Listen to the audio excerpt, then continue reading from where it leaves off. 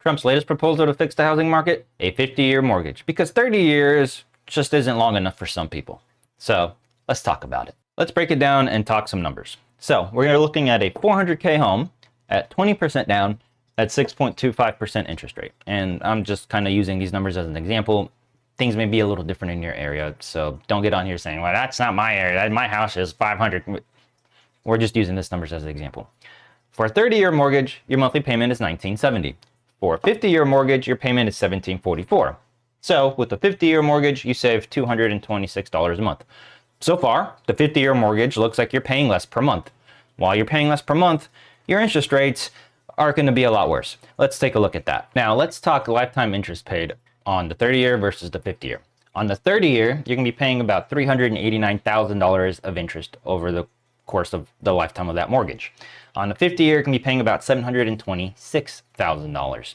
That comes out to a difference of $337,000. So you're going to save $337,000 by getting a 30-year mortgage versus a 50-year mortgage. Not only is a 50-year mortgage a bad idea financially in the long run, it's also a horrible idea economically. Economically, you're now giving more people access to get a mortgage that before could not afford a 30-year mortgage, the ability to buy a home. So what is that going to do to home prices? That's just going to go up. So now your $400,000 home price that we talked about earlier could be $500,000, $600,000, even $1 million, depending on where you live, because now you have widened the pool of people that can now qualify for a mortgage. Luckily for now, a 50-year mortgage probably won't be readily available. After 2008 housing bubble, Congress passed the Dodd-Frank Wall Street Consumer Protection Act, which made mortgage underwriting a lot stricter.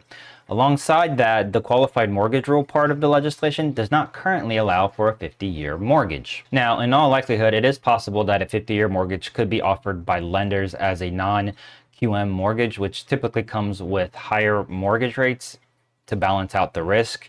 So those numbers that we worked on just earlier, the interest rate that you're going to pay over the lifetime of a 50-year mortgage could now be even higher. So instead of getting a 6.25% interest rate, you could probably get a 7, 8, 9, or possibly even a 10, which could lead the interest rate over a 50-year mortgage into the millions. So let me know what you guys would do in the comments. Would you ever get a 50-year mortgage if it was offered to you? Or would you just say, nah, no thank you, I'm going to stick to a 30-year mortgage and just try to pay it off earlier?